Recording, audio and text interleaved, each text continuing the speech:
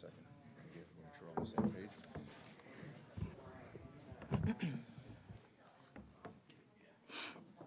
All right, Lee is going to open the meeting. You guys ready? Ready? Okay. Okay. Bang it? Yeah. Okay. I'd like to call this meeting to order. The Sparta Board of Education regular meeting is called to order at 6:03 p.m.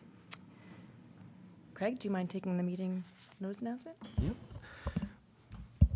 The New Jersey Open Public Meetings Law was enacted to ensure the right of the public to have advance notice of and to attend the meetings of public bodies at which any business affecting their interest is discussed or acted upon. In accordance with the provisions of this act, the Sparta Board of Education has caused notice of this meeting to be advertised by having the date, time, and place thereof posted at the Sparta Board of Education office, 18 Mohawk Ave, as designated by the Board of Education for posting of such notice in a public place.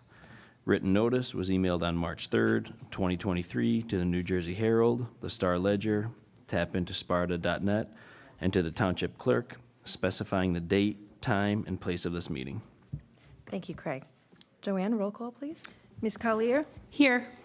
Ms. Keeling? Here. Mr. Knapp? Here. Ms. McMichael? Here. Mr. Paleschi? Ms. Pitzer? Here. Here. Ms. Seelander? Here. Dr. Serrano? Mr. Morris? Okay, if we could all stand for the Pledge of Allegiance, please. I pledge allegiance to the flag of the United States of America and to the republic for which it stands, one nation, under God, indivisible, with liberty and justice for all. Thank you.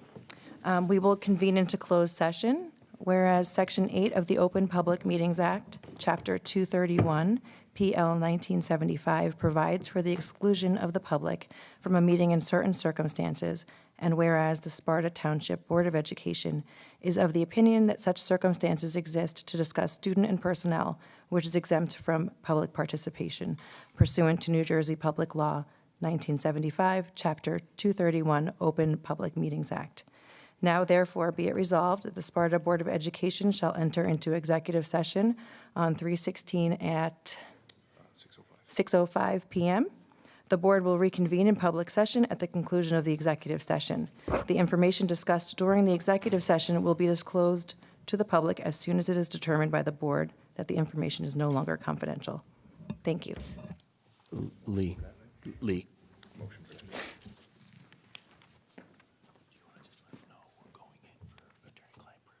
We said student and personnel matters. So we just Thank need a you. roll call to go into. Okay. Joanne, roll call, please. Ms. Collier? Yes. Ms. Keeling? Yes. Mr. Knapp? Yes. Ms. McMichael? Yes. Mr. Paleschi? Yes. Ms. Pitzer? Yes. Ms. Seelander? Yes. Thank you.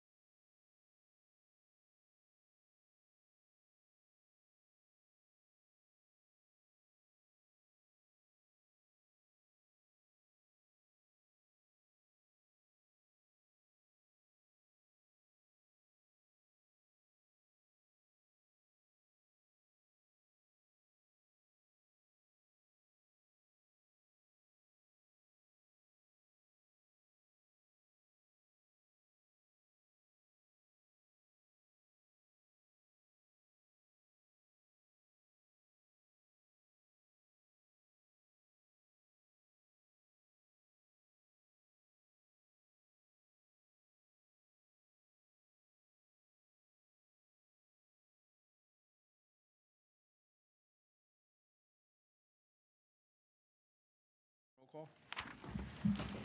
Ms. Collier? Ms. Keeling? Here. Mr. Knapp? Here. Ms. McMichael? Mr. Kaleshi? Here. Ms. Pitzer? Here. Ms. Seelander? I thought they were here anymore. Dr. Serrano? Here. Mr. Morris? Here.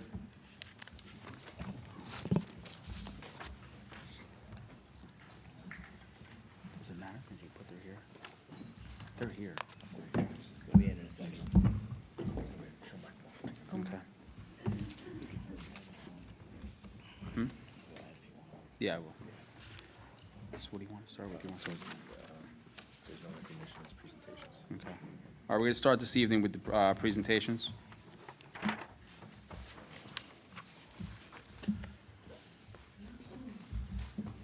And we'll go out of order a little bit. We will allow the students to go first. So we'll do the Seal of Biliteracy Student Recognition, led by Dr. Buchanan.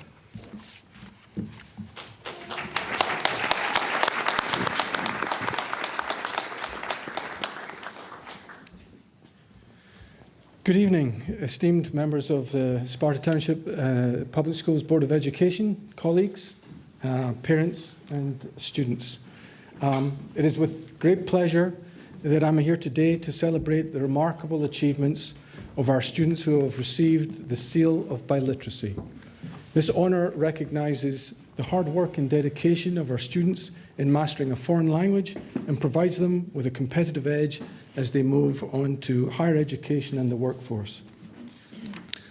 The Seal of Biliteracy is not just a medal or a certificate, but a symbol of excellence that showcases our students' cultural competency and linguistic diversity. It's a testament to their dedication and their persistence in learning a second language, no small feat. We should be proud of our students for taking on this challenge and for embracing the diversity and inclusion in their education. They have shown us that language is not just a means of communication, but a bridge that connects people across cultures and helps us build relationships and understand each other's perspectives. I also want to take this opportunity to recognise and appreciate the hard work and the dedication of our district's world languages teachers. Their tireless efforts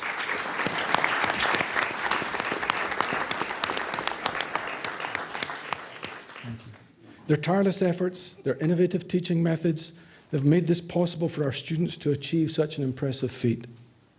Their commitment to excellence and their passion for teaching have been instrumental in fostering a culture of language learning and appreciation in our district. In conclusion, let's celebrate our students' achievements and the dedication of our world languages teachers. Let us continue to foster a culture of linguistic diversity and cultural awareness in our schools, and let us equip our students with the skills and knowledge they need to become global citizens and leaders of tomorrow. I'm now going to read out each student's name.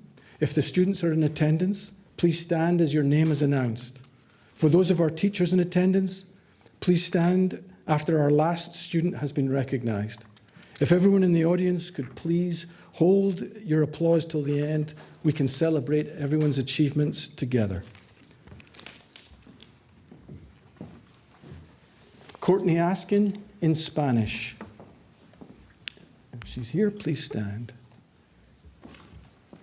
Jason Baldanza in Spanish.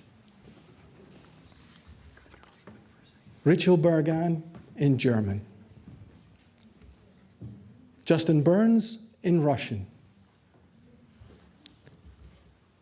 Samantha DeSanti in German. Yeah, keep standing, please. You are a leader. Dylan Caswell in Spanish. Elizabeth Enriquez in German. Alicia Gaines, German. Jorge Gonzalez Valle in Spanish. Jolie Jennings, also in Spanish. Caitlin Knapp, Spanish. Catalina Collar in Spanish. Sarah Kosker, Spanish. Khan Lagerman, Spanish. Sebastian Lopes, Spanish. Camila Lopez Angel, French. Matthew Morzaku in German. Menuri, Spanish. Chenoa Sanabria, Spanish. Thomas Schottland in French. His name means Scotland, by the way, in German. That one I can pronounce. Megan Smith in French. Damon Welber, Russian. Chad Wood in Spanish. And Claire Sue in French. Our Spanish World Language Department, Michael Bendorf, William Brennan, Alexandra Brex, Anna Bajork, Pascal Byrne, Douglas Kraus, Eric Hood, Suzanne Juravlev, Sierra Mitchell, Mary Beth Nauschatz, Pietro Piccolo, Haley Sitsama, Christiana Vestels, and Serge Vestels.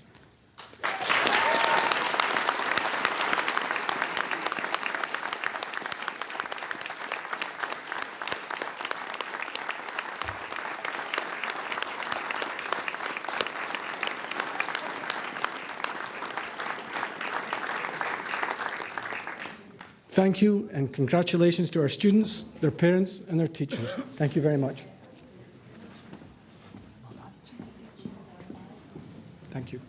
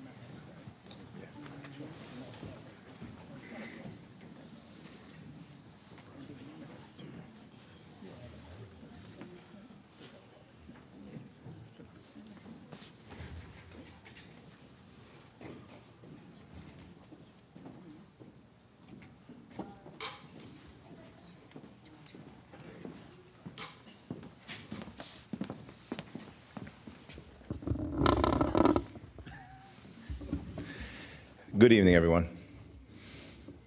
My name is Dr. Beck. I am with Ms. Black, our business administrator. We're here to present the tentative budget for the 23-24 school year. The way that this process works is over the past couple of months, Ms. Black and I and the admin team and the Board of Education have been working very hard to create the budget for next year. At the March meeting, which we're in, is when the tentative budget is passed. The tentative budget is a preliminary budget that gets approved by the board and then gets sent over to the County Department of Education for their review.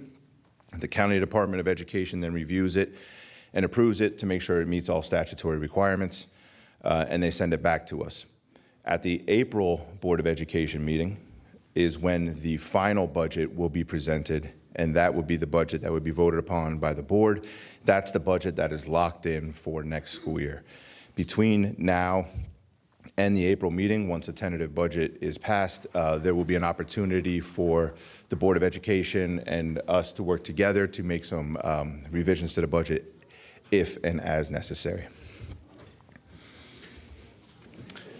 Just starting with the budget development highlights. How do we develop this budget? What does the budget entail? Just some highlights from it. First of all, this year we went about the process using zero-based budgeting. No longer do we roll over budgets from the previous year. This year, which is the first budget actually that Ms. Black was able to create here in our district, we started at zero. We went to the principals and we said, don't tell us what you need compared to last year. Tell us what you need in your building. Start your budget at zero, and let's build from there to make sure that we are putting everything in the budget that is absolutely necessary. No more, no less. Also in this budget, we continue to fund, maintain, and improve the quality of educational programs. In this budget, all of our current programming is maintained and built to improve on. There is no elimination of programming in this budget. We will continue to build upon all components of our district strategic plan. As we went through the strategic plan process last year, everything we do in our district is driven by the strategic plan and the goals therein. We will continue to provide professional development opportunities to increase teacher expertise and efficacy. We'll continue to support the social, emotional, and mental health of the Sparta learning community. And what you're going to see in the next couple of slides is that there were a lot of increases in expenditures in our district. And one way that we were able to make things work, one way that we were able to balance things, is by making some reductions. So any reductions that are in personnel lines were largely through an administrative restructuring and largely through staff attrition. If there were retirements, perhaps we didn't backfill those retirements. Over the next couple of slides, we're going to share a lot of information with you folks, and there's going to be a lot of numbers that are thrown around. Throughout all of that, while you're looking at the presentation and you're looking at the numbers, you're probably going to wonder, what does this mean for me? How does this affect me? How does this affect my taxes? So I wanted to make sure we put this slide up front. Usually it appears later on in the presentation. So the budget that we are presenting this evening, if you were in an average home in Sparta, the average home value in Sparta is $371,300. The budget that we are proposing this evening would raise your taxes by $257.93 per year, or $21.49 a month. Just to give you a little perspective, if you look back at last year's budget, under the similar circumstances, the average home being a little less last year, $370,500. On the average home, it went up $205.15, or $17.10 per month. So similar to last year, this budget, as far as how it will affect the average taxpayer, where you see a $4 per month difference in the increase from this year compared to last year. This year's budget, when creating the budget, we were faced with a lot of challenges, actually more challenges than I've ever faced. This is the 7th budget that I've created, and Ms. Black, many more budgets than that. Probably the most that we've seen as far as challenges go, because basically, large in part by just the rise in expenses that everybody's seeing everywhere, right? On the revenue side of things, that's how we get our money, of course. We lost, so the ESSER grant expired. There is no more ESSER grant. And we were relying on that grant in past budgets to drive a lot of student programming. So the next year's budget for our federal funding, next year's budget is going to be 62% less in the federal funding, or $1.46 million less in federal funding in next year's budget. Through ESSER, we created a lot of programs for kids to help them catch up, to help remediate and even excel learning. And all those programs have been what our students and our teachers and our parents and our community have grown accustomed to as a need. We saw it as a goal in this budget to make sure that we kept those programs in the budget. The problem with keeping those programs in the budget is it's $1.46 million worth of programs. Where is that going to come from? We had to find a way to make that happen within the budget. That's on the revenue side, losing that much money. On the expense side, you can see what the increases were that we had to deal with. The contractual increases for teachers and for administrators is 2.8%, which equates to $1.2 million more in the budget. Health benefits increase for next year, $1.4 million. The general liability insurance is going to increase 15%. The PERS contribution, the retirement contribution, is going to increase next year 25%, or $250,000. Special education, increased costs for special education of $300,000, and transportation is going to increase next year. For our public routes, it's going to be 5.86%, which is $300,000. For our out-of-district, mostly special education routes, it's going to go up 62%, or $600,000. So you're looking at nearly $1 million increase just on transportation. These are the challenges that we faced when we went to create the budget. How do we maintain programming, maintain as much staffing as we can to maintain that programming, yet make up for these losses or for these raises? This is a look at one of our main revenue lines besides the tax levy, and that would be total state aid. This year, we actually did a little better in state aid compared to last year and compared to the rest of Sussex County, largely in part to our increased enrollment. And here is a breakdown of the revenue that we are projecting for next year, including the tax levy.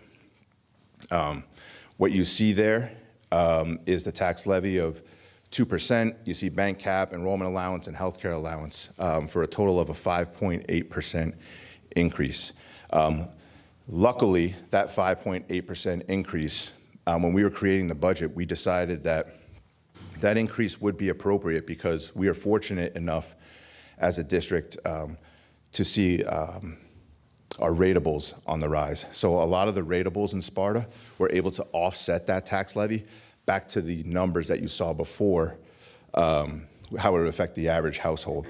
So although the 5.8% is high and higher than normal and higher than in past years, in order to maintain programming and with the ratables, we decided that that was appropriate in order to maintain programming.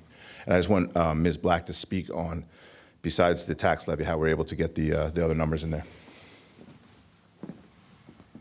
So the banked cap is a result of this current year's budget. There was an allowance allowed for an enrollment adjustment that the district did not utilize, and you can carry that forward for 3 years. We are utilizing it in the current year budget.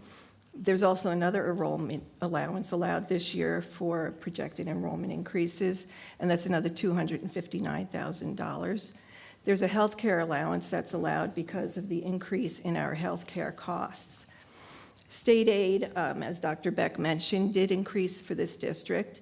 Budgeted fund balance is being used, and this is surplus from the prior years, and you could view this really as taxpayer relief. It does not have an impact on the tax levy for the district. The next item is the withdrawal from maintenance reserve. This is taken from a reserve account, and it's really to offset the increased operational cost of the district.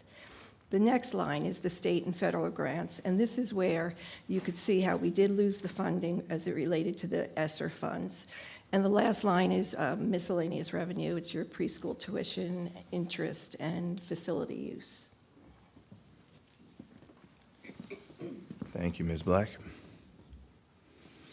This is just another breakdown of the local tax levy, as you saw on the previous page. What we did today was we calculated how much the tax levy actually contributes, how much of our revenue comes from the taxpayers, how much comes from the tax levy. And you can see there, about 90% of our revenue comes from the tax levy, and we rely on that. And again, it's just a tentative budget, so it's an overview. If the Board of Education has any questions, I know we talked about it in great length over the past couple of weeks.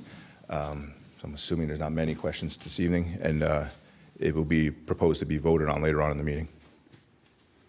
Dr. Beck, I just, and Joanne too, you know, we definitely spent a lot of time over the last week, and something for the board, I think, to consider as well.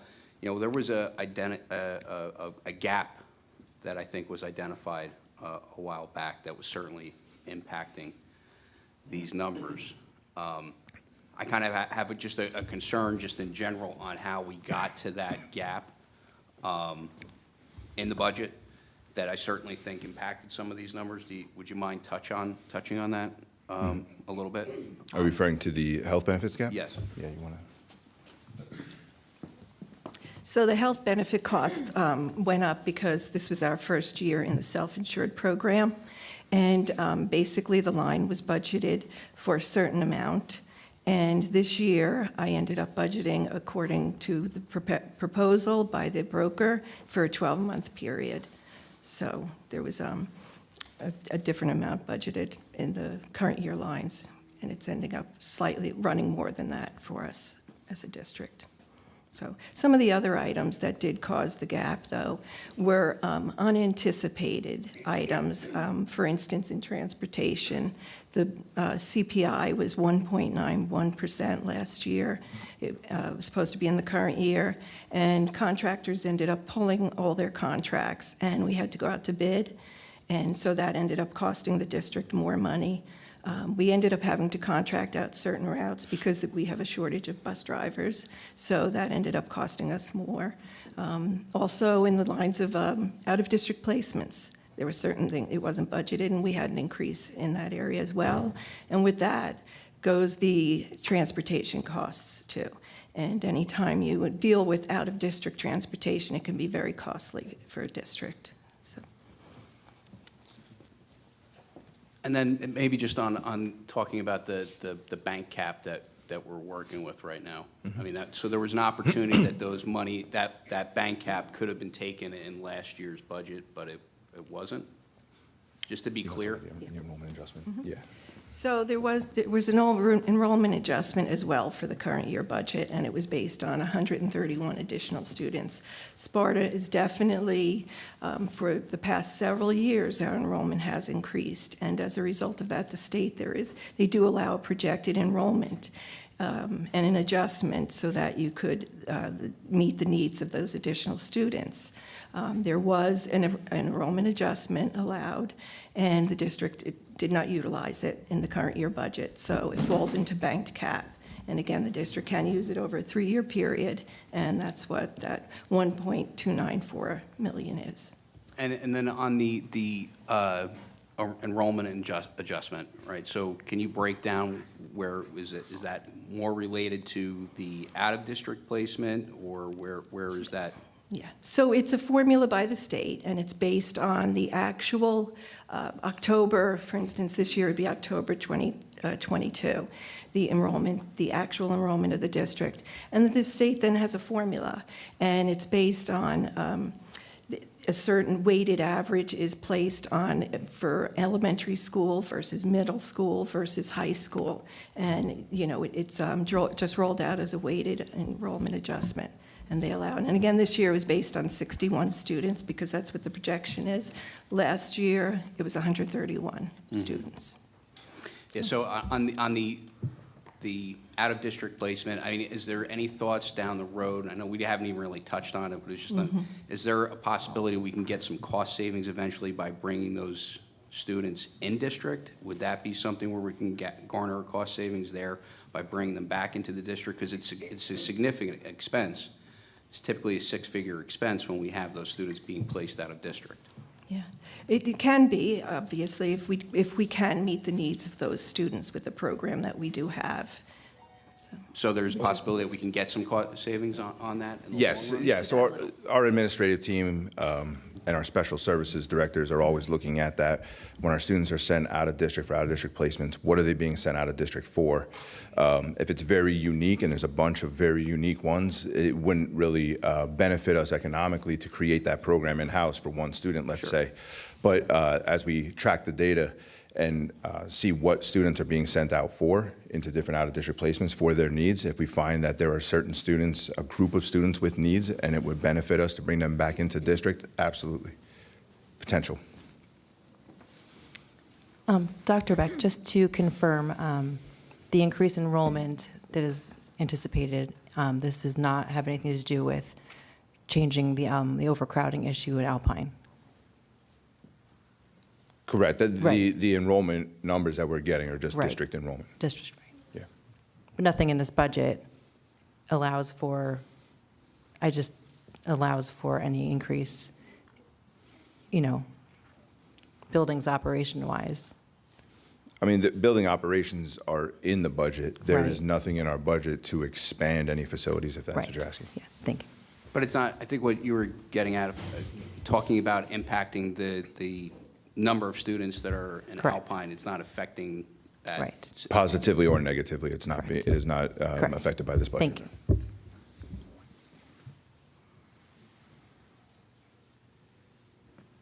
I just want to thank you for the amount of communication that we've had. There was a lot more communication, to the board and between all of us with our questions this year. I appreciate the transparency and just the amount of back and forth that we were able to have. So thank you. It helped me really understand it better. Yeah, and thank you for that, Lauren. And thank you to the board. When the board had questions, they asked.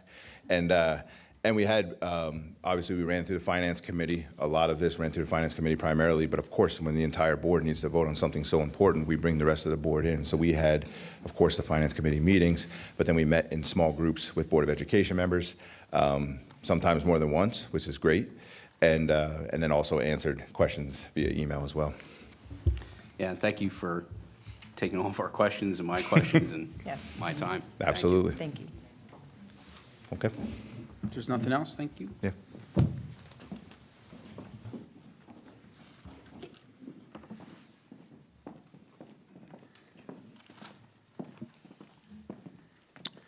Moving on, student representative report. Fortunately enough, I have a lot of news for today. In regards to General Student Council, we are going to be holding our elections for all classes taking place in May.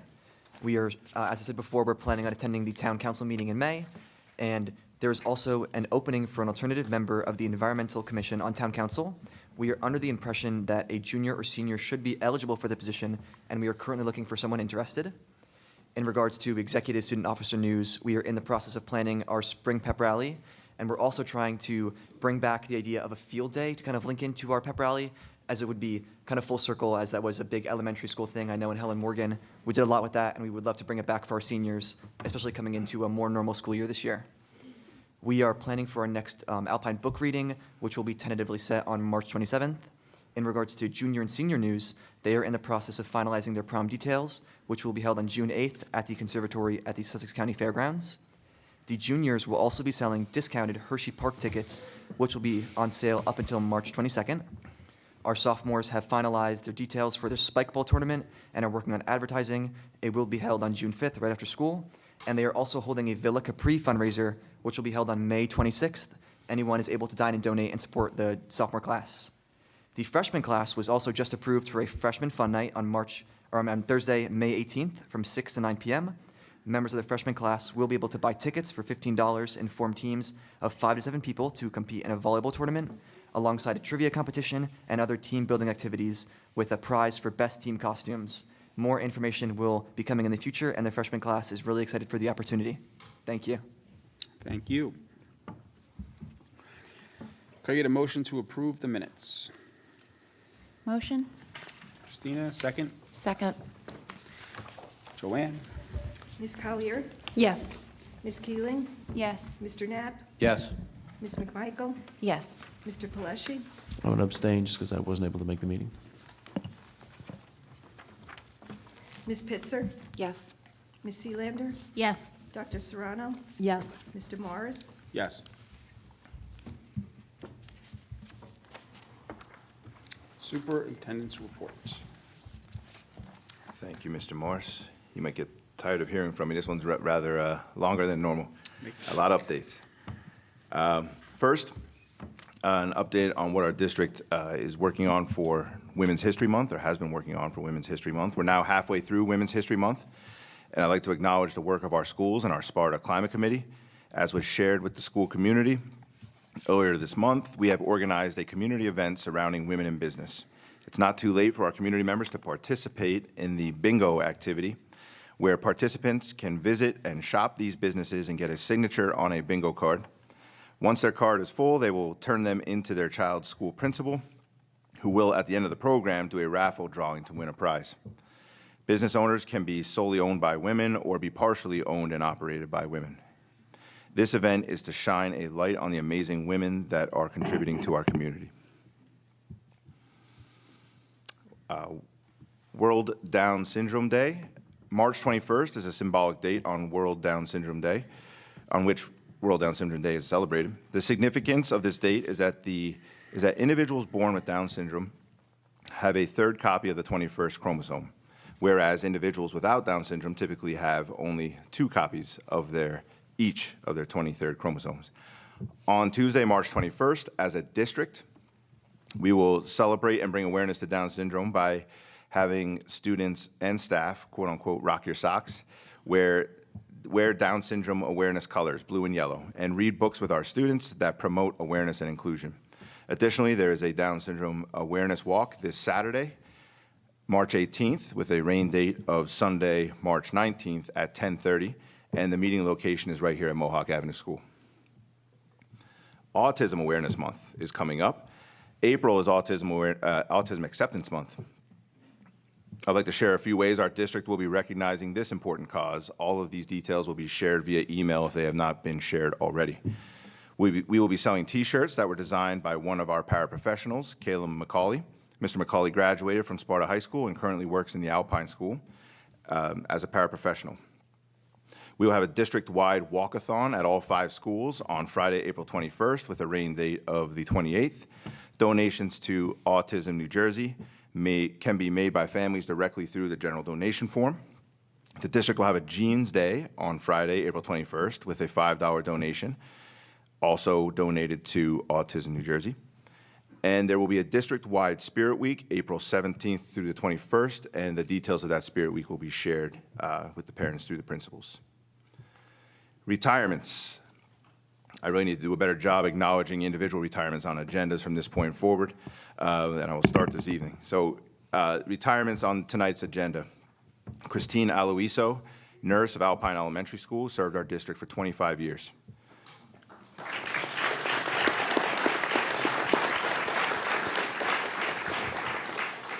Susan Bresnak, science teacher at Sparta Middle School, served our district for 16 years.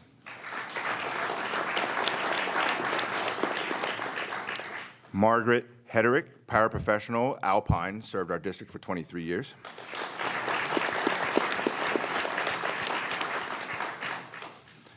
Judy Slavin, second grade teacher of Alpine, served our district for 34 years, 50 years in education.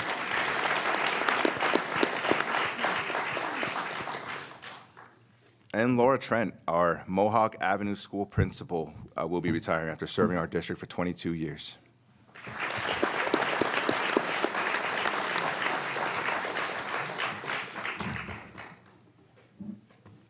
As I know, the Alpine School and the facilities of Alpine School have been a large topic of conversation throughout the community and here at board meetings. I want to provide the community with an update on measures we have explored in order to remediate the issue of space at Alpine Elementary School. First, I feel it's important to discuss how we ended up at this point. Through the information that I can gather, it appears that this predicament began a few years ago when our district decided to move from half-day kindergarten to full-day kindergarten, thus doubling the number of kindergarten classrooms necessary to educate our kindergarten students. Then, more recently, the decision was made to move the half-day pre-K to full-day pre-K for all of our pre-K students, thus doubling the amount of classrooms necessary to educate our pre-K students. Within that time, also, our pre-K and kindergarten populations have also increased significantly. And while there's no doubt that those decisions were made in the best interest of education, our students, in the best education of our students, and providing for our school community, they have certainly created challenges in the facility management of operations of Alpine School. A few months ago, prior to the winter break, Joanne and I invited the county business administrator to Mohawk School to discuss the possibility of moving pre-K and kindergarten into Mohawk School. After discussion, we took him for a tour of the building.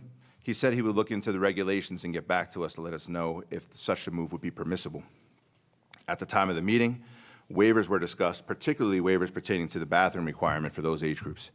It is my understanding that such a waiver had been granted in the past for Mohawk Avenue School. A few weeks later, he got back to us with the final determination. It turns out that the sizes of our classroom at Mohawk School no longer meet the minimum requirements for that age group, and it is our understanding that moving pre-K and K to those classrooms would not be permitted. We've looked into other measures as well. Recently, we explored the possibility, popular or not, of adding more temporary modulars to the campus of Alpine School. Once our architect and a modular company visited the campus of Alpine School, it was determined that such a project would not be feasible due to the possible location of the modulars, which would have been out onto the softball field, would have had to be, and the cost of the setup and the cost of the modulars themselves. Lastly, through the budget process, we considered reverting our pre-K back to a half-day program while remaining full-day for our special education pre-K students. The shift would be beneficial financially and operationally. However, it would also reduce the level of pre-K programming we are currently offering. This possibility is still being discussed as part of the budget process, and a final determination regarding that would be made in the coming days. Last year, the entire admin team met for hours and brainstormed possible solutions of this issue. The whole admin team got into a room and threw all the ideas on the table and came up with lots of options, and then we came up with lots of pros and cons to those options. Among the possible remedies were reformatting, redistricting the grade levels at each building. That was discussed at great length, as was remaining status quo with the current setup at Alpine School. In addition to the above, I would also like to provide an update on the possibility of building a new school. We have a potential property selected, and our architect was able to provide rough drawings to make a footprint of the building or buildings that would fit on the property. It was confirmed that the footprint would fit, and now we are in the next phase where an engineer is looking at the feasibility of actually building on that property, taking into account wetlands and zoning codes. Moving on to strategic plan update. Regarding the communications audit is moving along. I met with our consultant on Monday afternoon, and she debriefed me on the focus groups that already met, and we set a schedule for future focus groups to wrap up the whole process. Once the focus groups are complete, the consultant will compile all of the information from the surveys and focus groups and create a communication plan full of recommendations for communications. Regarding the technology audit, it is also near completion. For budget purposes, the consultant provided us with a 5-year cost guide. We will be meeting with the consultant soon to drill down on the details of these costs and the recommendations, which will appear in a formal technology plan. Executive training has been ongoing with our administrative team since the summer. And last month, we extended a portion of that training to all of our certified staff during the February in-service. On that day, the staff was trained in Gallup's Strengths Finder, as was the administrative team previously, which focuses on utilizing our individual strengths to excel, and as individuals and as a team. The district calendar is on tonight's agenda for approval. We wanted to aim for 2 years of a calendar in order to provide our families with as much advance notice as possible. Of note, on these calendars, you will find that we will still remain closed to students on Election Day, but have converted that day into a teacher professional development day. By making Election Day a PD day, we're able to grant our teachers and staff a much-needed 4-day weekend in February surrounding the President's Day weekend.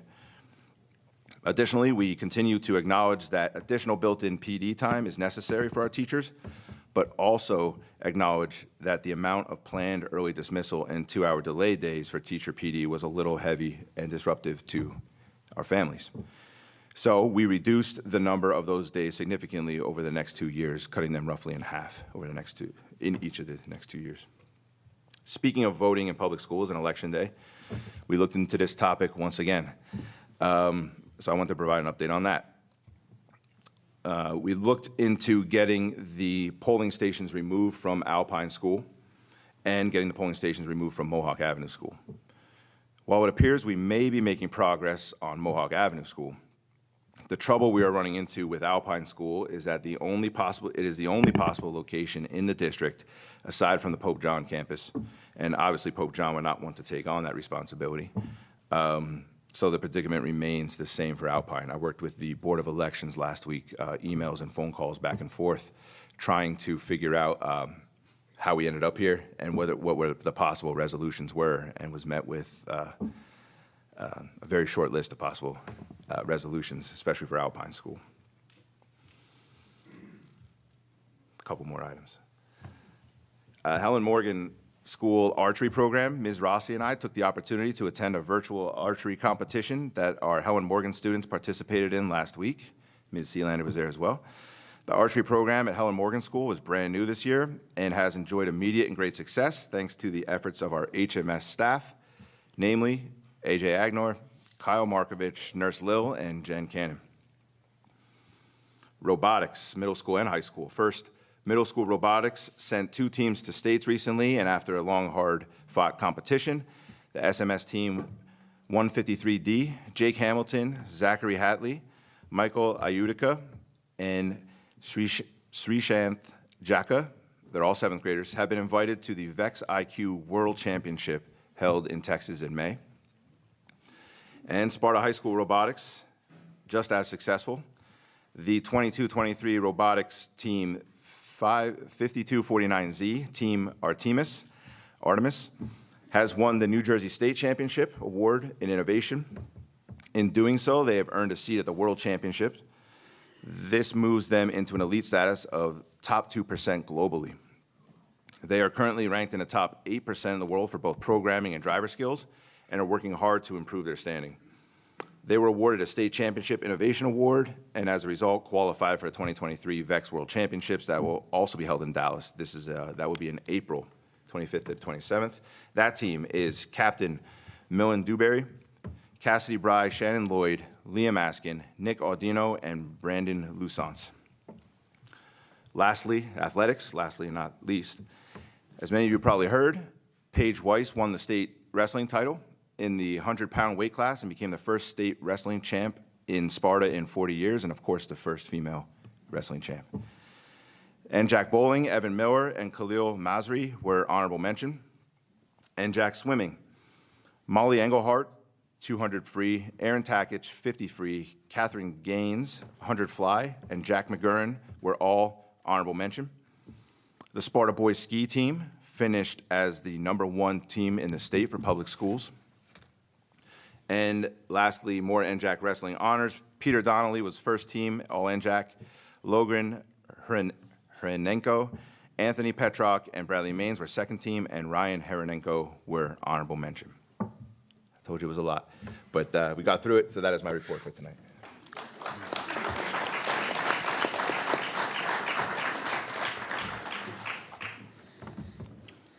Okay, moving on to the HIB report. Motion to approve. Motion. Craig, second. Second. Thank you. Joanne? Ms. Collier? Yes. Ms. Keeling? Yes. Mr. Knapp? Yes. Ms. McMichael? Yes. Mr. Paleshi? Yes. Ms. Pitzer? Yes. Ms. Seelander? Yes. Dr. Serrano? Yes. Mr. Morris? Yes.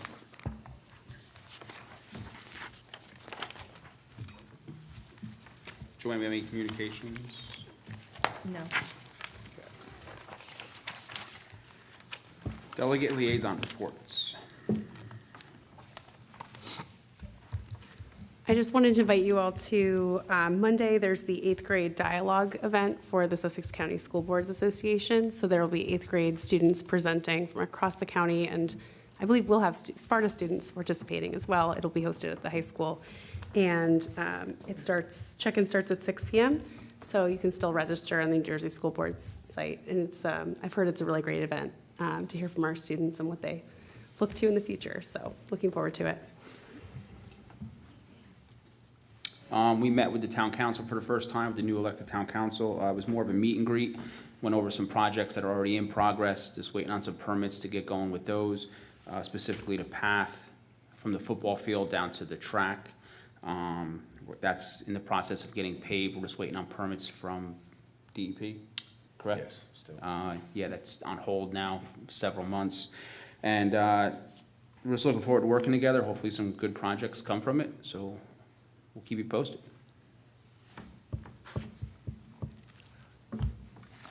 Anything else? Nope. Okay, moving on. Public comment. Public comments are invited on all matters pertaining to only action items at this time. Please state the action number as well as your name, municipality, and group affiliation if appropriate for the record. Each participant will be given 3 minutes to speak. All statements should be directed to me as the presiding officer. The board and administration may or may not respond to any questions or comments after the conclusion of public participation.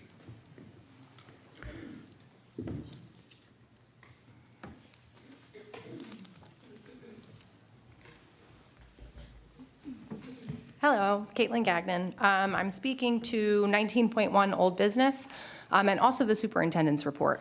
I'm sorry, I don't have the number handy. So in light of the Tap Into article that was posted today, I'd actually like to follow up on my comments that were made at the last meeting. Does anyone have a number, a head count number, for the maximum occupancy at Alpine School? I ask because there's been much discussion over whether or not my concerns are valid and the gray area surrounding trailers and student enrollment versus staff inclusions. So I just want to formally ask for a very specific answer, which should be a number. What is the maximum occupancy at Alpine School? If I'm proven incorrect, I'll be the first to apologize. In fact, I'll be relieved to apologize, knowing that my son is attending that building, and redirect my comments and concerns to overcrowding instead of over-occupancy going forward. That being said, based on what I have gathered and what I have been told, at this time, I still do believe that we may be over-occupancy, and a hard number could swiftly end this debate that we've been having for several months now. Dr. Beck, you had mentioned a few months back that it was determined that building a new building entirely is more cost-effective than upgrading any current facilities. I was just curious if this has absolutely been confirmed. Are we committed to building a new building? I actually had several questions about the proposed pre-K transfer to Mohawk Ave being denied by the state, securing the property for a new building, and a few others, but you had covered all of them. So I'd actually like to thank you for your updates tonight, and perhaps recommend an update on the elementary facility progress each month, even at board meetings, as you did tonight, just for the sake of your time and ours. I do think transparency is crucial, and hearing about the progress that you and the admin team are making, just knowing that this is a priority for you and trying to move us forward to the next phase is very much appreciated as a parent. And I appreciate your patience in fielding my questions regarding this issue for probably close to a year now. Can't imagine how long. 1 minute. I'm sorry? 1 minute left. Oh, okay, thank you. I also want to mention, too, that to some of the points that Mr. Knapp had brought up, I think the sooner we address the elementary school building issue that we're going through, the more than likely the sooner we can address some of the out-of-district issues that we're having, and the more we'll be able to accommodate our student body. Additional old business from last meeting, I just wanted to correct some of the claims that Mr. Zittimer alleged when our student liaison, Chad, was censored. Chad, I actually encourage you to contact the NJSBA to hear directly from them whether your rights are being violated, because I think it's important that you're equipped given the unfortunate position that you were put in at the last meeting. Mark, you cited parliamentary law to justify censoring Chad, but a little research into New Jersey's Robert Rules showed that as a non-voting member, he's actually eligible for the same, or I should say, has the same rights to engage the board and board discussions as every other, excluding the right to vote or be included in confidential matters. If you're willing to bill our district. Thank you, Caitlin. Thank you. You're welcome. Thousands. Provide sound legal advice. Thanks.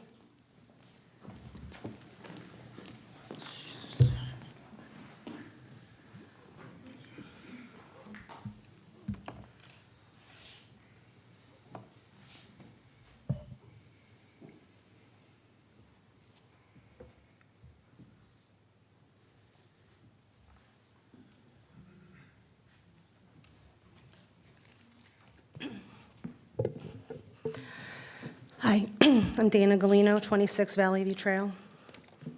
I'm talking about the budget. I don't remember the number. According to the current budget, we pay an annual salary of $125,000 to a BA and $116,712 to an assistant BA. Yet we still rely on our attorney for BA tasks such as redacting Oprah request results and additional cost of $5,545 and counting for this school year alone.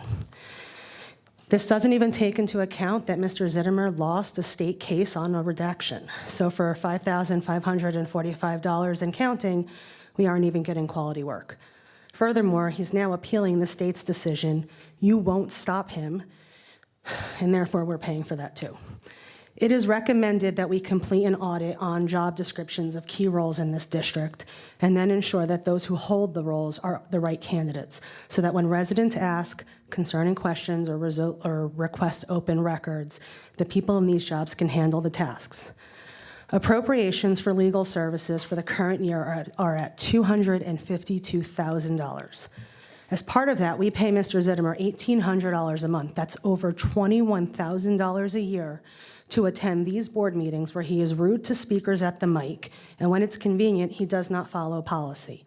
His advice to both board members and district staff is not always sound nor conservative, and as a result, when hearings and appeals are filed due to his poor advice, he then benefits monetarily again when he legally represents our board and staff members. A quick view of past meetings will show that he's not even a consistent timekeeper to public commenters. That $21,000 can be better spent on our children, and everyone in this town and room knows it. While I'm up here, I'd like to ask you to please consider employing a new law firm at the next contract renewal. This district deserves an attorney who does not recommend board members lie to residents on a hot mic, one who's not embroiled in conflicts of interest with Sparta residents in neighboring towns, one who doesn't give suspect advisement so that he can then represent them in subsequent legal battles, one who is not outwardly rude to taxpayers, one who understands the need for fiscal conservatism in an education district, and one who knows not only how to redact an Oprah request, but that job of redaction is not even his. Thank you.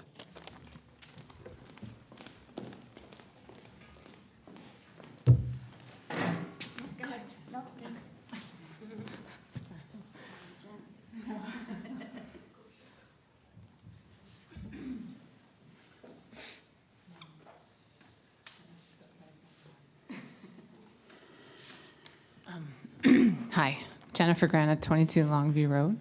I don't know what the number of the budget is, but while we're talking about the budget, I was really appreciative of all of the updates about the elementary school situation, because I think that is really urgent and an emergent issue. It's been for years, obviously you know that, and everybody else probably knows that too. But in going into the preparation of the actual where all the funds are going to go and towards everything that it's going to go to, I really am hoping that you're able to focus the board, Dr. Beck, and Ms. Black, on everything that really, really needs attention right now. I feel like the first 3 months of this year have been riddled with things that are really not as emergent as that issue. And I really think it's kind of on your shoulders to make sure that that remains right now. I'm happy to hear that everybody's really been focused on the budget tonight for the most part. But another concern that I have that I think is going to fall on your shoulders is with the board and the last 3 months of actions. It's not exactly been the most pro-teacher culture, and I really feel like it's going to be kind of up to you to really protect your staff and your administrators, and that is defending them against job cuts and defending the building needs that are needed, because based on the first few months, their lesson plans have been demanded, the curriculum's been asked to be more transparent or as transparent as humanly possible. They've been ignored when a committee's been formed about a resource that's been chosen. It's been on the shelf for years. The media specialists have been basically dismissed by the members of the board. So regardless of how they feel, I think it's been clear. So I feel like for you, you're going to be tasked with hopefully keeping in mind what really does benefit the students most during this time. And that is better facilities, all the benefits they need. If things continue the way that they're going, not only are people going to leave and continue to retire, thank you, but nobody will come here. So facilities, staff, students, it all trickles down to the students. There was one more thing I was going to say, and that was, sorry. I don't know, but I guess I can come up if I think of it. Anyway, I wish you the best of luck with this process, because I think this is a really big one this year. And I think it's really up to you to make sure that, keeping in mind that whatever is in the best interest of the students, for example, not sending students out of district, that's going to require more facilities. That would require more staff. That would require a bigger space. Like starting from the basics and working up of what we really, really, truly need, and forgetting about all of the digging and trash talking about staff and what they're doing and what they're doing wrong and what they're doing right. Everybody's doing everything right, and I think you know that. So I'm hoping that you really take this time to really focus on that for all of us. Thank you. Thank you. Hi, Jenny Derricks, tap into Sparta. I just have a couple of questions about 17.9 under finance, which is the budget. Thank you for the presentation this evening. I just have a couple quick questions. What is the impact of taking some of the deductions or taking some of the allowances this year? What is that going to have going forward next year if we're pulling in? So we're using bank cap from enrollment from last year and this year, it sounds like. Do I have that correct? And then we're also using budgeted fund balance and maintenance reserve, which we do every year, but it seems like a high number this year. And how is that going to affect us next year? Do we have measures in place right now to try to build up a cushion through the end of the year? Spending freezes, for example. What else did I have for you? Dr. Beck, you spoke about some staffing, some funds being made available through staffing decisions. Can you give us any details on that? Staffing cuts and not backfilling positions. And then I'm assuming, Joanne, that there's been a dialogue between you and Neil and Gail at the county to get this budget put together. Is that a right assumption? Okay. Thank you. Anyone else for public comment? Motion to close. Motion. Craig, second. Second. Wendy, Joanne.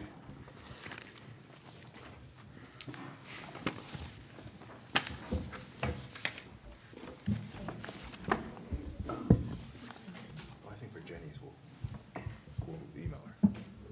Okay. We'll email you. I wrote down your questions. We'll email you the responses to yours.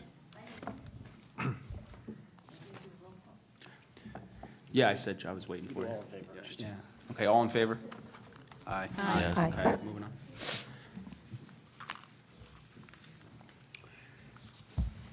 Moving on to personnel and policy. Motion to move 15.1 to 15.9. Motion. Okay, second. Second. Vanessa, Joanne. Ms. Collier? Yes. Ms. Keeling? Yes. Mr. Knapp? Yes. Ms. McMichael? Yes. Mr. Pleshy? Yes. Ms. Pitzer? Yes. Ms. Seelander? Yes. Dr. Serrano? Yes. Mr. Morris? Yes. Curriculum, motion for 16.1 through 16.7A. Motion. Second, Second. thank you, Joanne. Ms. Collier? Yes. Ms. Keeling? Yes. Mr. Knapp? Yes. Ms. McMichael? Yes. Mr. Pleshy? Yes. Ms. Pitzer? Yes. Ms. Seelander? Yes. Dr. Serrano? Yes. Mr. Morris? Yes.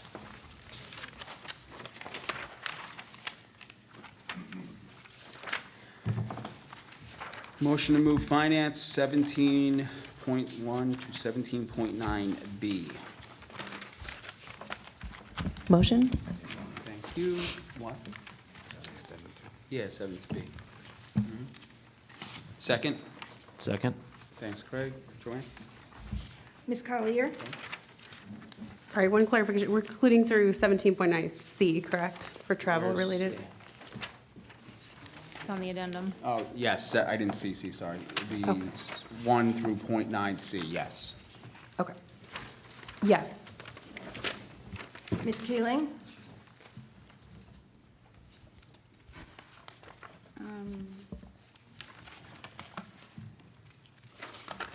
No to 17.9A, yes to 17.9B and 17.9C.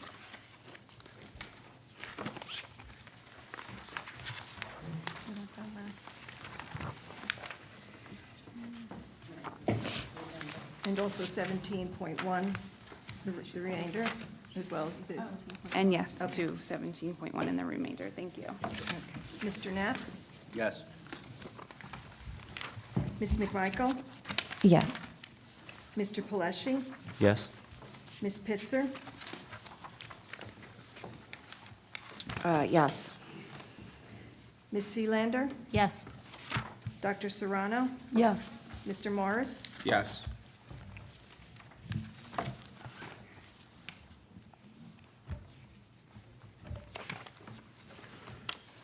Okay, moving to operations. Motion, Oh, I missed the 17.A. I want to change my vote for 17A. I missed that. What's your vote? No. Can you have the record reflect that, Ms. Black? I'm sorry, you wanted to move 17.1 through, 17.9C, it's on the addendum page. okay. I would like to change my vote as well. On which one? On which one? Leanne, you gotta specify which one. Which one? Oh, 17. There's three of them, A, B, and C. Yeah. 17.9A. Walter, just to clear, you're just, 17.9, yeah. just A. Yeah. Okay. And Leanne, you're just A, right? Yeah. Anybody else? No? Okay. The motion still carried. Okay, motion for operations, 18.1. Motion.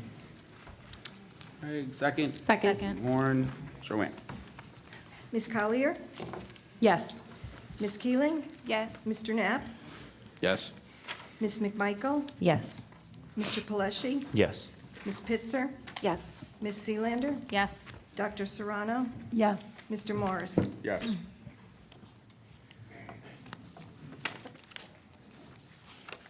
Okay, moving on to old business. Does anyone have old business? I did have one question regarding the Mohawk Avenue Playground. I know we had appropriated the funds, it was a multi-year project. I was just curious if, when the work would be completed to finish the basketball courts, right? Because wasn't the equipment purchased as part of that, or did that not get included? It's an older business item from way back when. Yeah, so the blacktop is there, and the pole is in the ground for the basketball hoop, and it's made for a half-court basketball, so there will only be one basketball hoop. Okay. So the pole is in the ground, so we're almost there. All right, awesome, thank you. On that, since it's a great item we got, if and when we build a new building, can that be picked up and moved to the new building, since it's a brand-new playground? Do you know? The playground equipment? Yeah, not the basketball court, obviously. Yeah, that's the what we were playground, talking yeah, about. No. I'm sure you don't know. Is that something you can find out? If that We be could moved? definitely find out, yeah, I can find that out for you. That's a lot of money just to leave behind abandoned building, if that's the case. If I could speak to that, just because I was part of the committee at the time. We were told that it could be moved, that Great. playground I equipment would can be think so. moved and utilized at any new building, and that our maintenance staff has the skills to even be able to do that as well. Even the rubber around it can be used in the mulch. Excellent. We just have to get recertified if that's the case, but I'll confirm. Excellent. New business. I also have a question, sorry. In regards to, I know the plans are to try and get a new elementary building, but we're looking at quite a long time before that happens. So in the meantime, what would we do with Alpine and the overcrowding?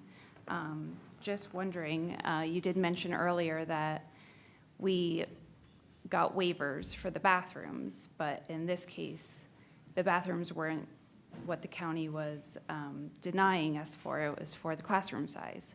So could we apply for waivers for the classroom size while we wait, for a short-term solution to the overcrowding in Alpine? Yeah, we can always ask. I did not hear of a waiver for classroom size. Never heard of that, but it doesn't hurt to ask. I just wanted to say thank you for reporting out on the celebratory months and awareness months that we've been celebrating in the district recently. I thought it might be helpful if the board received like a complete list of what we are celebrating each month in each of the schools, just so maybe parents can get a little bit more involved in these celebrations or give ideas or suggestions on how we can further celebrate different cultures, awarenesses, things of that nature. Yeah, absolutely. Yeah, it's something we discuss as an admin team, so Yeah. we'll share it with you. Great. Anybody else? Okay, moving on to new business.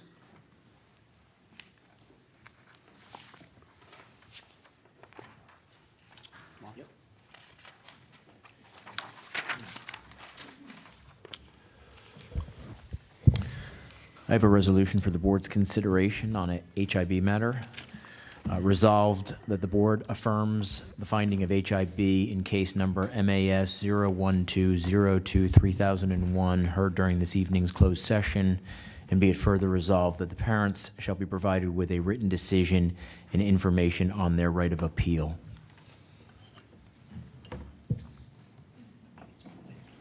A motion to move? Motion. Second? Second. And thank you. Joanne? Ms. Oh, Collier? discussion on the matter? Okay, Joanne? Ms. Collier? Yes. Ms. Keeling? Yes. Mr. Knapp? Yes. Ms. McMichael? Yes. Mr. Pelesci? Yes. Ms. Pitzer? Yes. Ms. Seelander? Abstain. Dr. Serrano? Abstain. Mr. Morris? Abstain.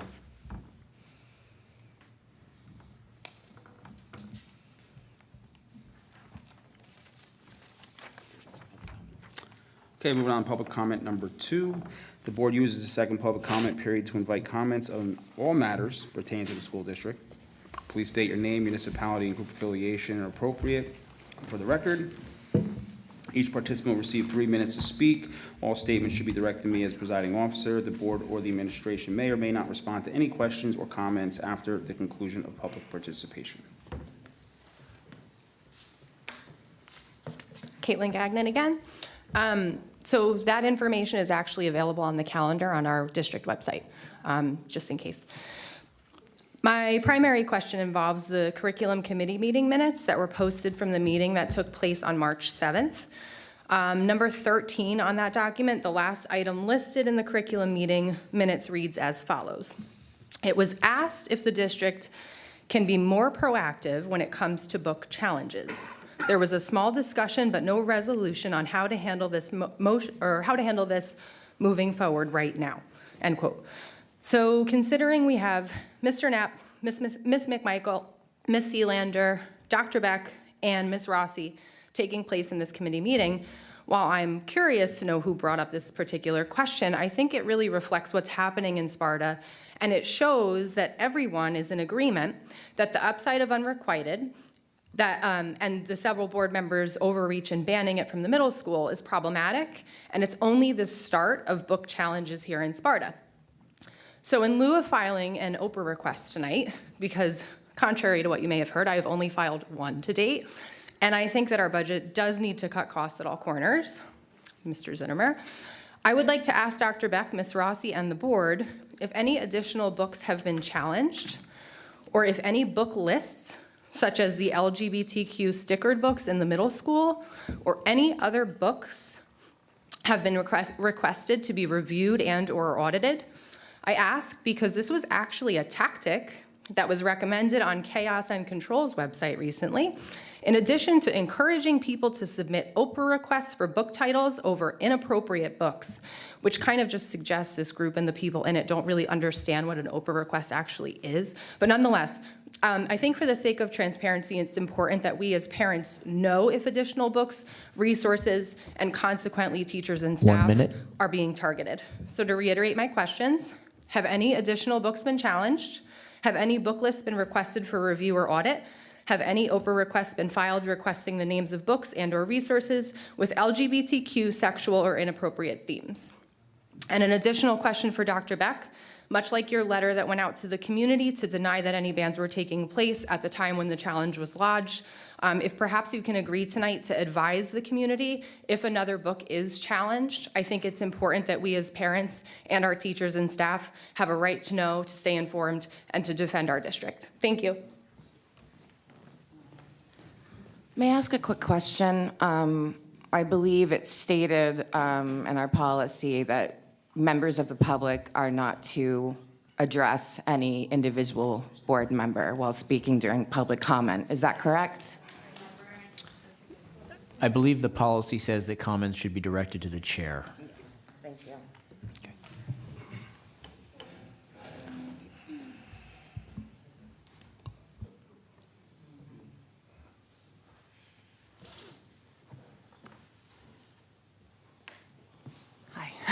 Jennifer Grana, 22 Longview Road. I remembered my point.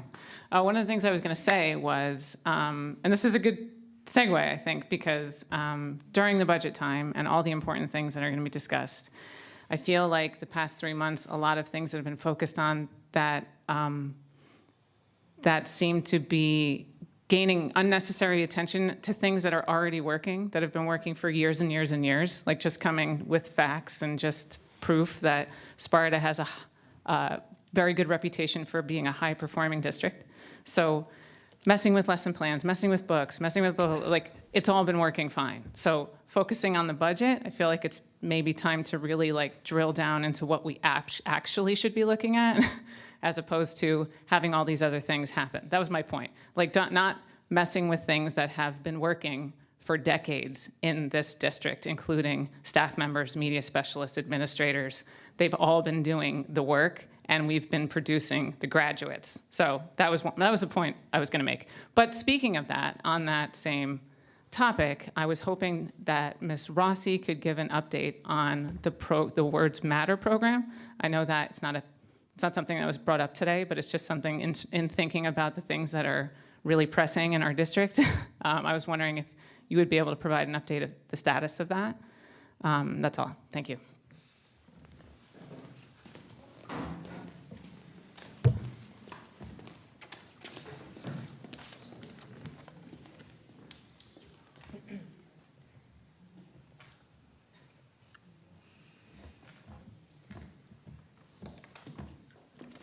Hi, Dana Galino again. I just have some more questions about the budget.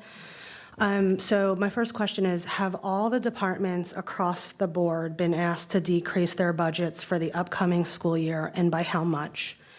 And then my second question is, if those who, I guess, voted down the tentative budget could just maybe give us an idea as to why, and just what's next now? What happens now that the tentative budget was voted down?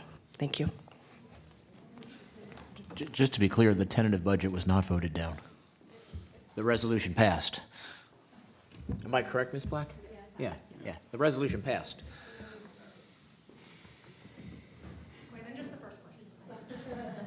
Anyone else for public comment?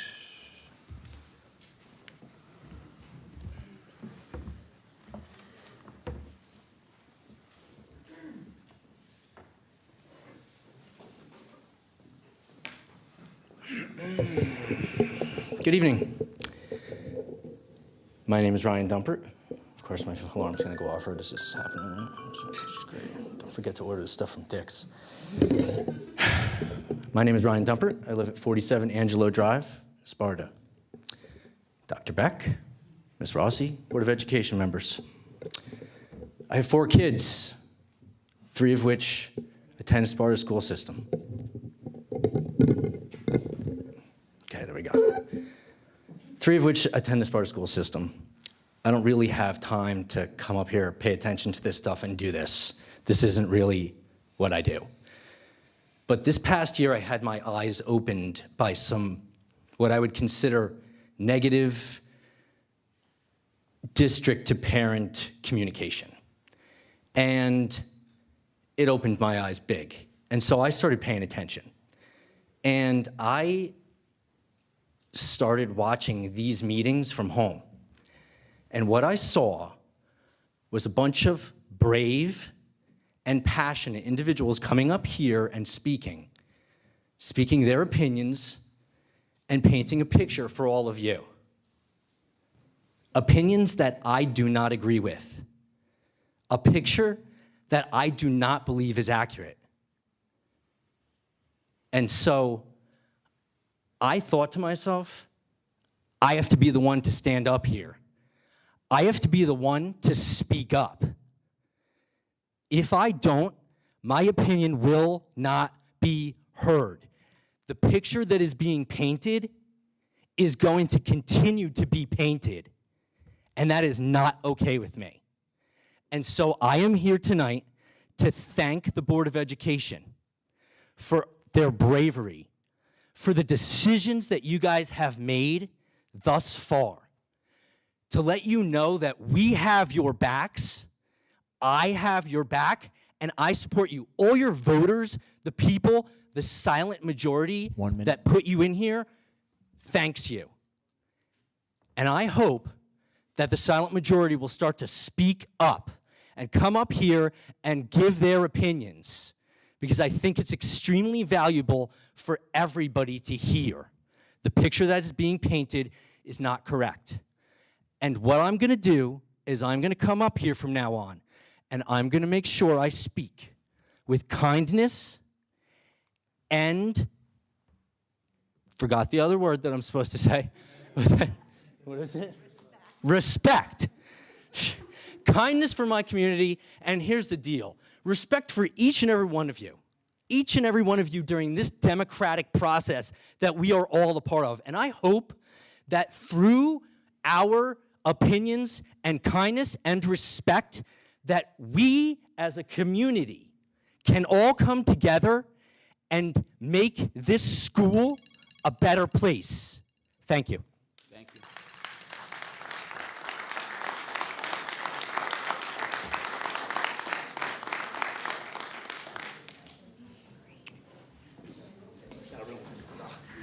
Sure, why not?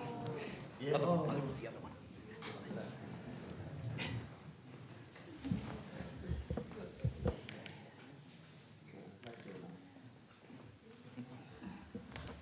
Hey, Daniel O'Malley, Sparta, New Jersey. I just want to be clear. I agreed with the two ladies when they were talking about Alpine in the first comments, and I was going to say something because it pertained to that. But Mr. Beck, you were talking about the budget and losing kids to other districts for whatever reason. And I'll tell you why you're losing the kids to the other districts. It's because of a state-run curriculum, okay? All your kids, they're going to Pope John and Reverend Brown. They're going to Northwest and Veritas. I see this firsthand because guess what? I'm out on the fields with the parents and the kids 3 seasons. So I see everybody. And that's where the kids are. So the state getting its hand in everything is the problem here. So the curriculums that were voted for a couple years back are the problem because people are sick of it. And that's why we're in the situation that we're in. And if we did get those kids back, there's nowhere to put them. So you're definitely going to have to figure it out. And that's up to all you guys because I'm going to do my homework and I'm going to find out how high the enrollment went from Pope John and Veritas and Reverend Brown and Northwest Christian School because that's where all your kids are. So if you did get them back, where are they going to go? That's going to be a problem. So you guys have to figure that out as a board. Again, thank you guys all for your voting. Appreciate you guys.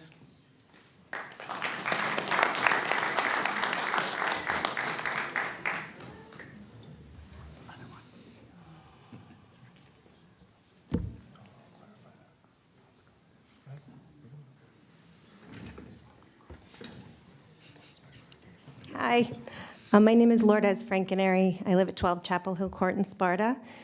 And I'm speaking today as a parent of an 8th grade student at the middle school. I too have chosen to raise my children here in Sparta, pay taxes into the school system. And I'm also a school district employee at the Alpine Elementary School. And I've been watching the board meetings virtually over the past few years and have just started coming in person. And really have found value in just observing the dynamics among the board and out in the community. And I've just been compelled to say something for what it's worth. All I can do is draw on my own professional and personal experiences through the years working with the students and families that I work with each day. And every day we're faced with really challenging decisions and challenging situations. And it's helped me to go into those situations just thinking of the following questions. One is, am I entering this decision without judgment, without bias?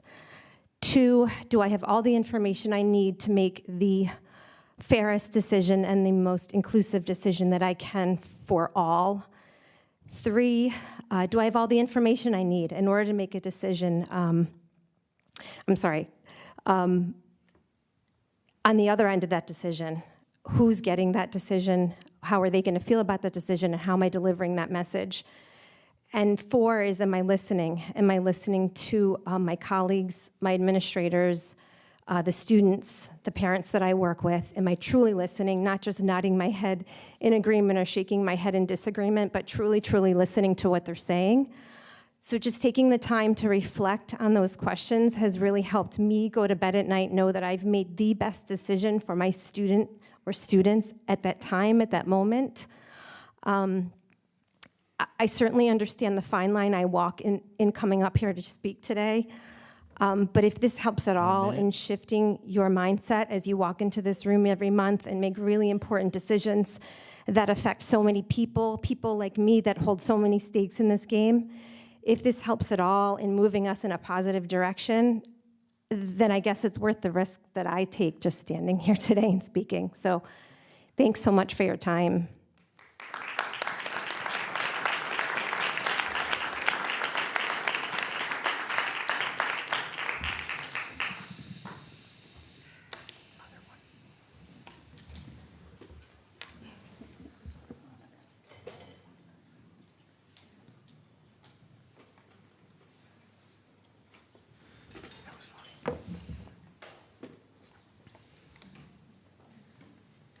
Hi, my name's Debbie Gilmartin.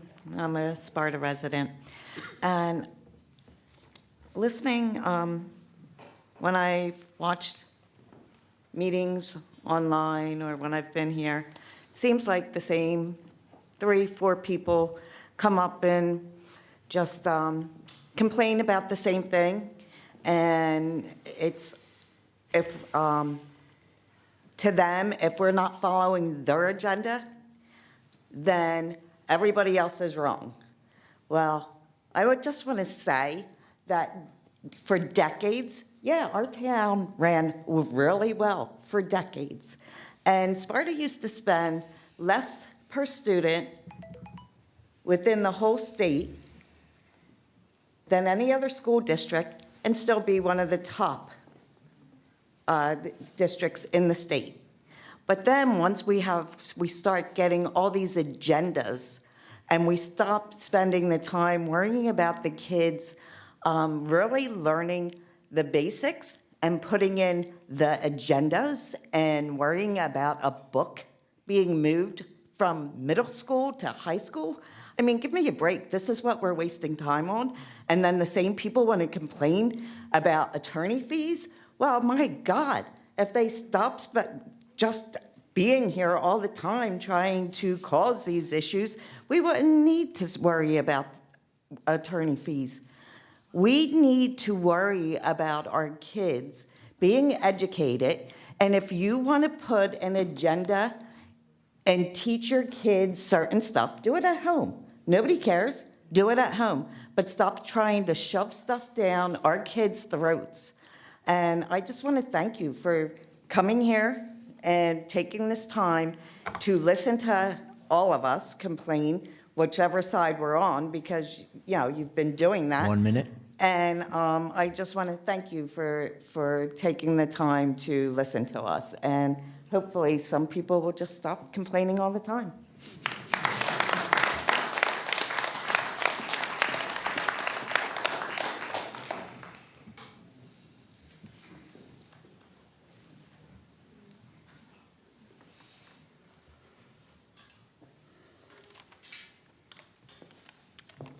Hi, April Patero, Dudak Road, Rockaway Township. I'm not a resident of Sparta, but I'm here to support my family who lives here, all the parents who choose to stay at home with their children, and for the Sparta Board of Education. This town, as well as many other districts across the country, are so divided right now. And the students may not fully understand what all the fighting is about, but the thing they do realize is that everyone is fighting. Our children are watching us. They're learning from our words and our actions. We can all do better and be better examples for them, even if we disagree. Thank you.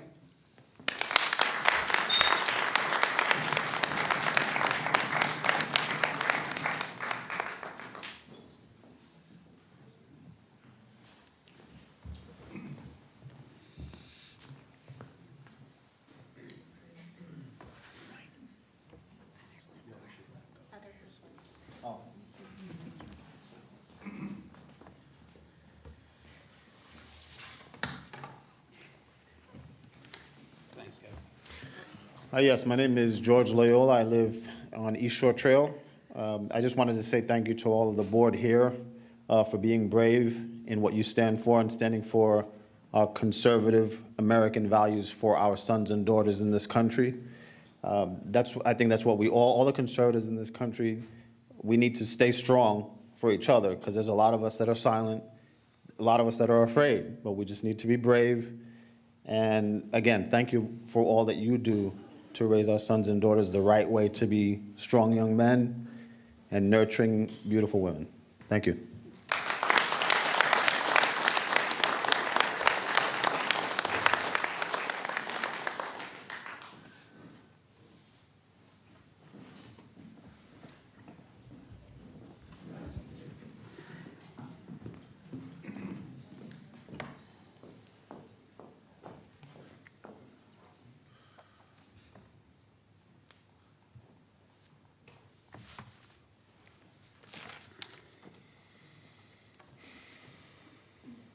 Hi. I was just looking to ask for a little clarification regarding our last meeting, and during the book discussion, I had asked a question, but as soon as I began asking, I was immediately denied the opportunity. Under Robert's Rule, or Robert's Rule of Order in regards to parliamentary procedure that our board follows, even as a non-voting member of our board, I have the right to ask for a point of information where I am allowed to ask a question. I don't understand why I was denied the ability to express my question and was looking for some clarification. Under this democratic process that we are all a part of, I would just like to see that I'm treated properly the way a non-voting member should be treated. Thank you.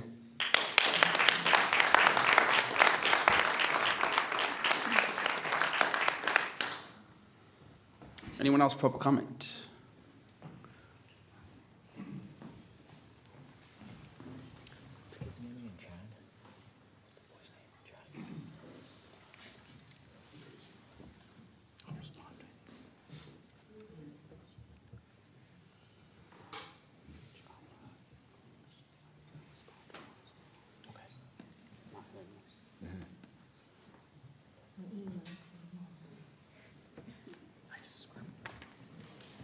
Hi, I'm Kim Zerkowitz. I live in Kinnelon, New Jersey.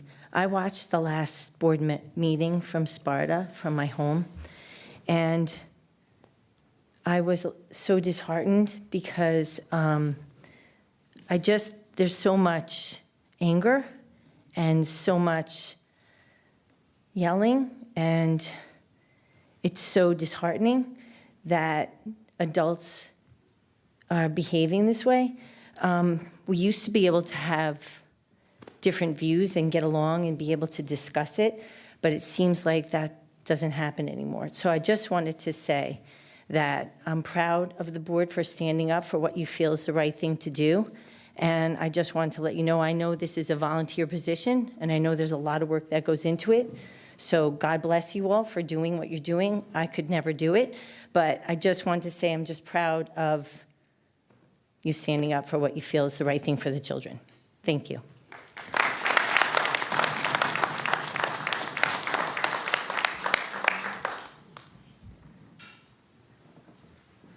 Okay, motion to close public comment number 2. Motion. Craig, second. Second. All in favor? Aye. I just wanted to comment on Mr. O'Malley's out of district. Although you're right, they do leave district for several reasons, whatever they may be, other schools. But when we speak on the students leaving out of district, as we did tonight for budget purposes, those students are special needs kids who go out of district. And we would love for them to come back, but we send them out of district because we don't have the means here in our district to educate and help them with their special needs. So that when we speak of out of district, that's what we're talking about, okay? Oh, no, you're correct. I'm not, enrollment's going up, actually, but when we speak of out of district, that's in the budget, that's what, I don't want you to be out, I don't want you to be out there saying out of district for budget reasons and be wrong, just so you're aware. Okay? May I respond as well? Sure. Yeah. I just wanted to respond to Chad's question. Chad, you're not a member of the board either in a voting or a non-voting capacity. So I think the section that you're referring to in Robert's Rules deals with non-voting members of the board, but that's not the category that you fit into. You're a student representative set here by statute, and we're delighted to have you. You could obviously speak during your student council, student representative report, as well as during the good of the order at the end of the meeting. Okay?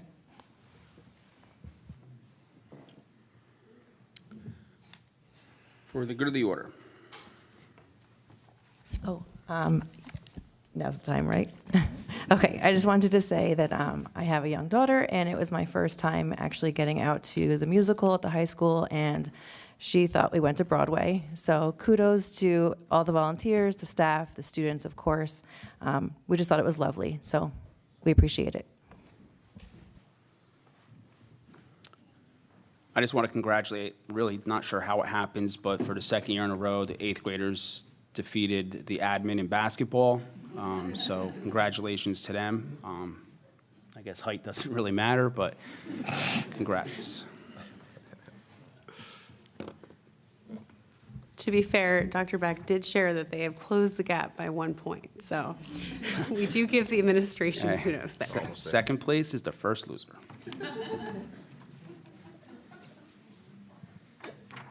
Anything else? I just wanted to make. Absolutely. I wanted to make a mention that Sparta's Dan Trappy was recognized as the wrestling coach of the year for 2023 today. I read an article stating that, so huge congratulations to him. The wrestling program has had a fantastic year, as noted by the accolades that Dr. Beck already talked about, so I just wanted to give him the recognition where recognition is due, so congratulations to him.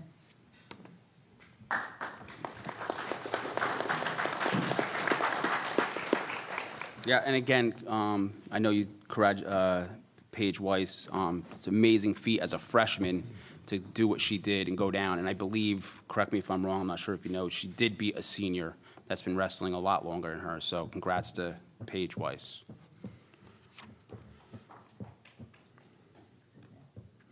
Anyone else? Once, twice. Motion to adjourn. Motion. Second. Second. All in favor? Aye.